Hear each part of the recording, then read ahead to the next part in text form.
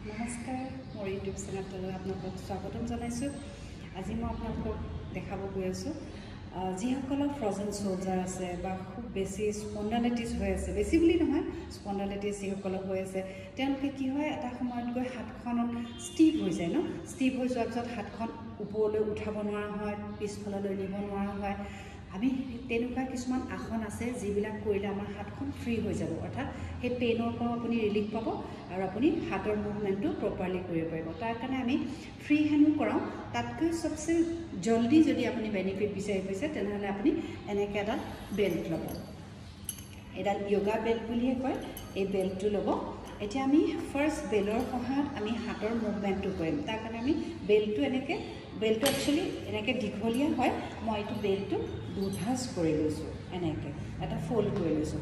এতিয়া আপোনাৰ হাতখন যিমানখিনি আপুনি কমফৰ্টেবল, মই ছাইড হৈ দেখুৱাই দিছোঁ।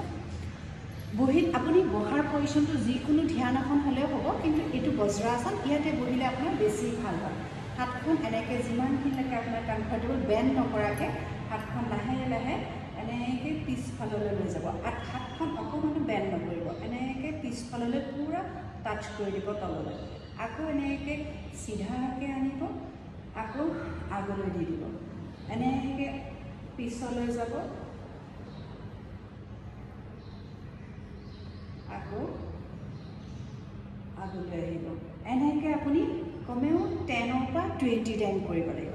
এতিয়া আমি হাতখনত এনেকৈ এইটো পজিশ্যনৰ পৰাই ছাইডৰ ফালৰ পৰা এনেকৈ লৈ গৈ পিছফালে লৈ যাম। দুইখন হাত আমি যিমান পাৰোঁ এনেকৈ পিছফালে টানি দিব ট্ৰাই কৰিম। ইয়াতে 10 ছেকেণ্ড হোল্ড কৰিম, পুনৰ আগলৈ আনিম। এইবাৰ আকৌ এইটো ছাইডৰ পৰা লৈ যাম, এনেকৈ টানি দিম, দুইখন হাত চিধা কৰিব ট্ৰাই কৰিছোঁ।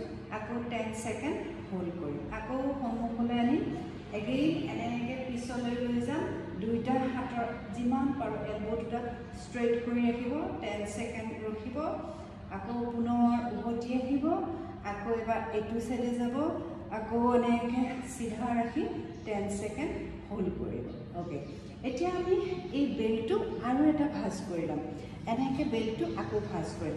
এতিয়া আমি শ্ব'ল্ডাৰটো লেভেলত আমি হাতখন শ্ব'ল্ডাৰটো লেভেলত মানে ৰছীটো সিমানখিনি গেপ দি পেলাই ধৰিব, এনেকৈ ওপৰলৈ উঠাব। আমি এতিয়া যিমান পাৰোঁ পিছফালে হাতখন এনেকৈ দিব ট্ৰাই কৰিম। 1 2 3 4 5 6 7 8 9 and 10, যিমান পাৰে পিছলৈ লৈ যাওক। 1 2 3 4 5 6 7 8 9 and 10। Okay, relax.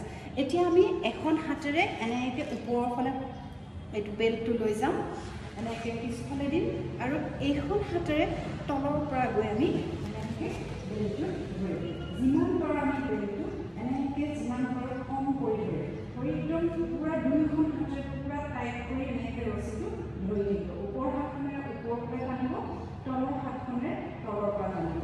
ইয়াতে কিছু সময় ৰখিব, আকৌ পুনৰ ৰিলেক্স কৰিব। এইটো হাতেৰে ধৰিছিলোঁ, এইবাৰ মই এইটো হাতেৰে ধৰিম। এইবাৰ এইখন হাত ওপৰলৈ উঠিব, এনেকৈ এইটো হাত মই ওপৰলৈ উঠাই দিছোঁ। এইবাৰ মই এইটো হাত তলফালৰ পৰা যাব, আমি এনেকৈ ৰছীটো ধৰি ল'ম, টাইটকৈ ধৰিম, এনেকৈ চাপি আহি থাকিম, ৰছীটো যিমান পাৰোঁ এনেকৈ টাইটকৈ ধৰি ল'ব। দুইফালৰ পৰা টানক, ৰছীটো টানক।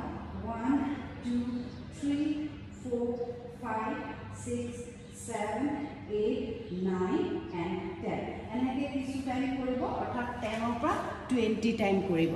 যদি আপুনি বেলেগ নহয়, এই 2-3টা মুভমেণ্ট যদি আপুনি ৰেগুলাৰ এই বেল্টৰ সহায়ত কৰিব পাৰে, তেতিয়াহ'লে আমাৰ হাতৰ এই পেইনবিলাক, এই জইণ্ট যিবিলাক জাম হৈ আছে, আমাৰ জইণ্ট মুভমেণ্টবিলাক প্ৰপাৰলি নহয়, সেইবোৰ আমাৰ ক্লিয়াৰ হ'ব। গতিকে আপোনালোকে পলম নকৰিব। আজিৰ পৰাই যদি আপোনাৰ ফ্ৰজেন শ্ব'ল্ডাৰ আছে, স্পন্ডাইলাইটিছ আছে, তেনেহ'লে এইকেইটা এক্সাৰচাইজ ডেইলি কৰক। ধন্যবাদ।